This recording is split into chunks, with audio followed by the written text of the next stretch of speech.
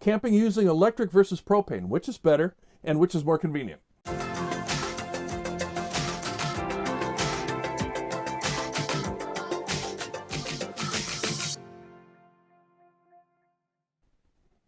Ahoy there! So today we're getting on the camping theme again, but we're at our house and we're in our camper that we're going to do a review of once I can find some information about it, because this thing's kind of like a mystery. Anyway, so this is an induction stove. Induction stove does not use heat. Induction stove uses basically magnetism, so you have to have a ferrous metal. So imagine I've got a magnet. If a magnet sticks to it, it's ferrous. Now, in this case,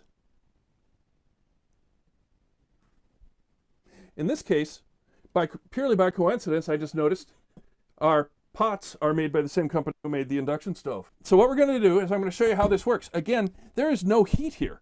Even though we got this warning about heat, there's no heat. Trust me on this. Now I'll show you. I'm going to prove how there's no heat here. So if you stand back, this is a very controlled environment. Don't try this at home. I'm a trained stuntman and I do my own stunts, if you believe that. So to turn it on, I just turn it on. See, it lights up. And look at that. Nothing. Zero heat. Matter of fact, we'll break out the rusty, trusty thermometer. We're at 53 degrees, 52 degrees, something like that, which is no different than anywhere else. Oh yeah, we're 50 everywhere. So, again, the way this works, you can hear the electronic stuff doing its thing, is it excites the electrons it excites the atoms, I think the electrons, inside the pot. The pot itself gets hot, and then that heats the water. Now, obviously, what I prefer about electric is it doesn't blow up, non-explosive or combustible. I don't know, explosive, combustible, flammable, those words. I'm not a science guy. Anyhow, we're going to show you how this works. We're going to do a test.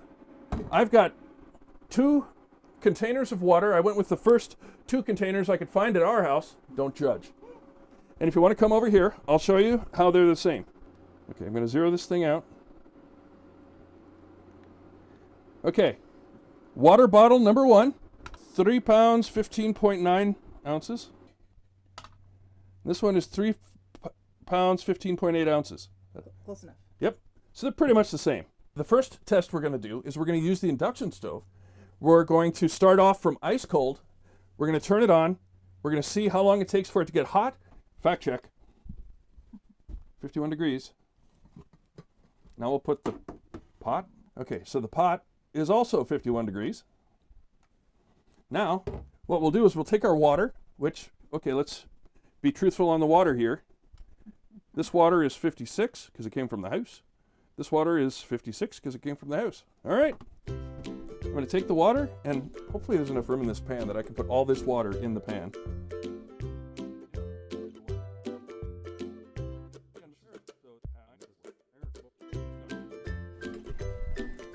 Okay, 56 degrees. Go ahead and close it up. Turn it on. Hit menu. Turn on the timer and hit boil. Now let's see how long it takes.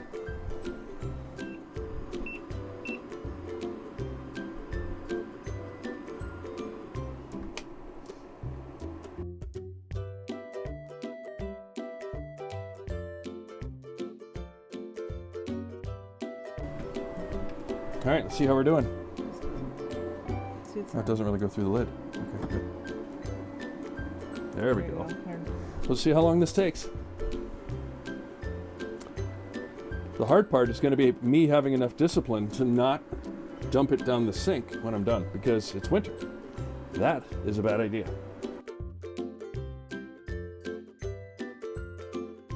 A watched pot never boils. For what it's worth, it's winter. I don't know if you looked out the window. Here, well, that's doing nothing. Well, take a look out the window here. Of course, the screen's there, so that might be blocking it. Winter in Kodiak.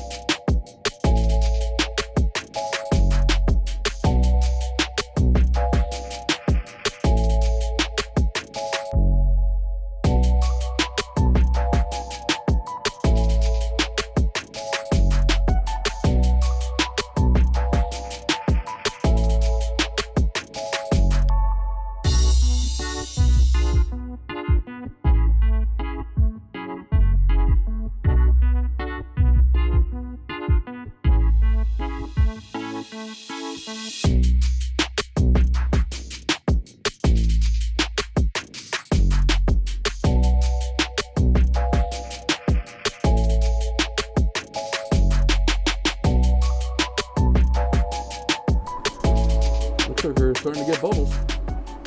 By the way, our altitude is about 40 feet, for anybody who's paying attention. I don't think having a cover on gives it an unfair advantage one way or the other. Now our temperature is 136.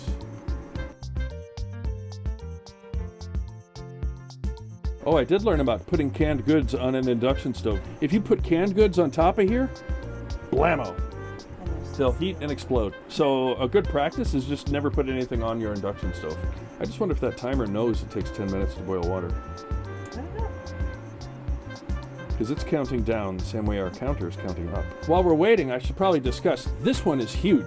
And our buddy sold it to us because it's huge. He has one of those Mercedes-Benz Sprinter van things.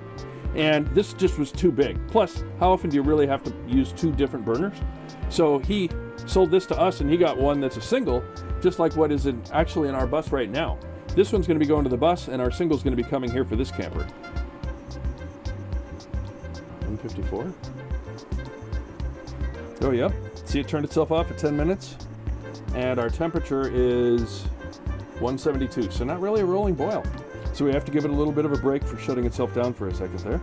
Did I mention this our first time using it? We've used induction stoves before. Matter of fact, that's what's in our house. To make a video about boiling water entertaining. So I'm glad you're editing this one. Thanks.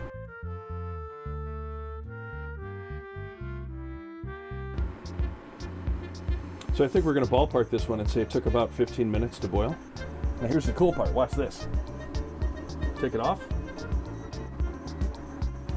It immediately shuts it off. It'll be hot. It's hot from this being there, but that's it. Let's do it scientifically. See how quickly it's cooling down? Now we're going to cool this off, and then we're going to get ready to test it over on the other one, on the propane.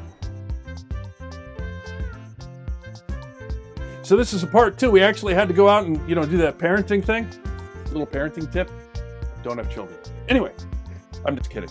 Mostly. So it cooled off a little bit, but now our water temperature is 52.5 degrees. So we're not that far off. And obviously the pan is back to room temperature. So we're going to do the same thing over again, where we're going to put it on the propane stove. Typically, for safety's sake, when you run the propane stove, you're supposed to run the fan. So once I'm done talking, I'll turn that on so I don't have to worry about blowing us up. But I'll go ahead and put the water in here. Again, the pre-measured water. It's not wine. If it was wine, I wouldn't be cooking it.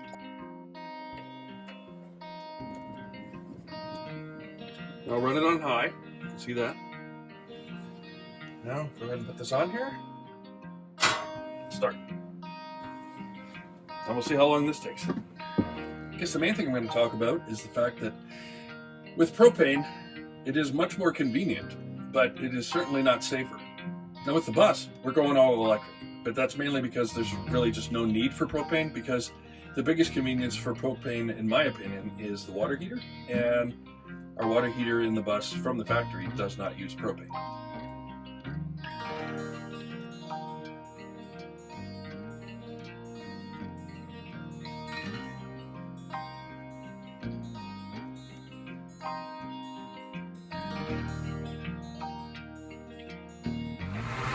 So we did have the lid on for part of it with the induction stove, so I don't know, we have to give the gas a chance here.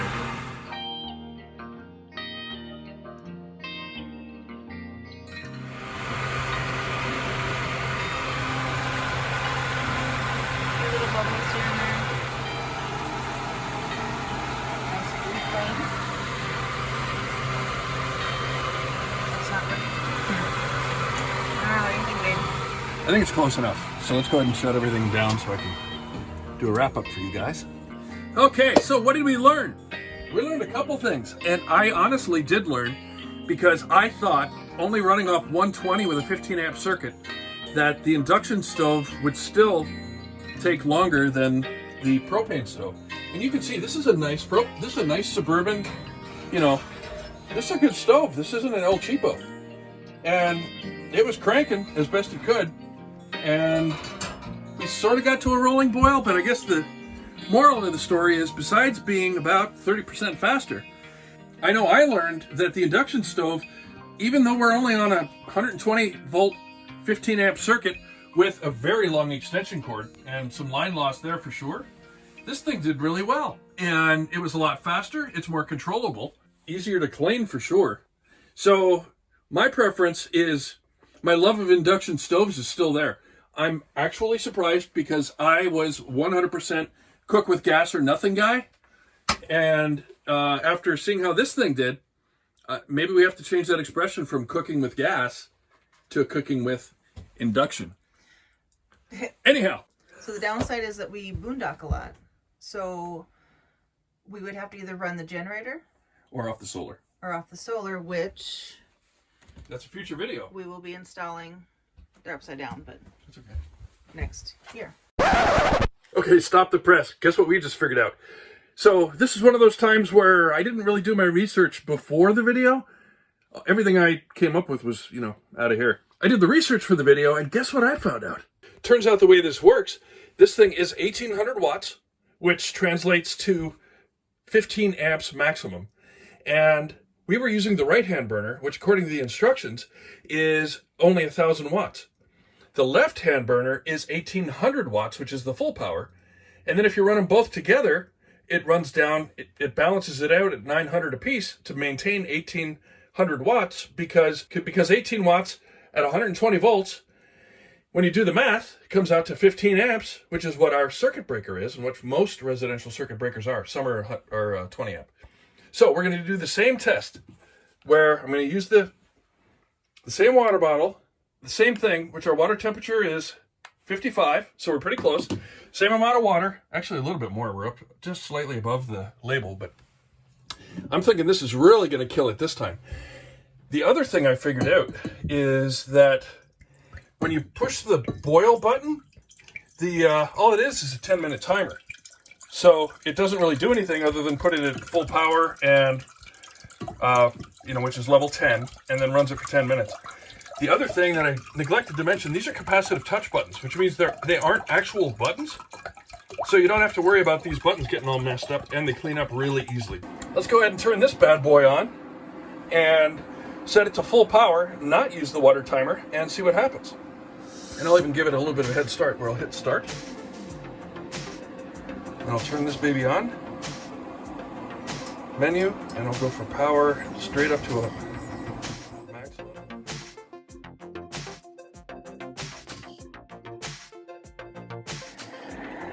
Okay, we're still at power level 10. Sure, that kind of looks like the boil thing, but I haven't selected boil. So we are very near the rolling boil. 8 minutes, 15 seconds. That's it. Okay, mark it. About 8.5 minutes. Wow, that's pretty impressive. As always, really appreciate you guys coming along. Let us know in the comments, did you learn something too? Also, Jen has uploaded some new designs for sweatshirts and t-shirts and kid stuff. So, if you're interested in some of the Buoy 4 bling, maybe as a great Christmas gift, go ahead and take a look at the description below. It's got a link. It's live. And go ahead and go over to Bonfire and see if you want to hook yourselves up with something. We don't make a lot of money on that stuff, but we put it out there so that you guys can show your pride in the whole Buoy 4 thing. Love getting their name out there. As always, really appreciate it. And remember, be kind.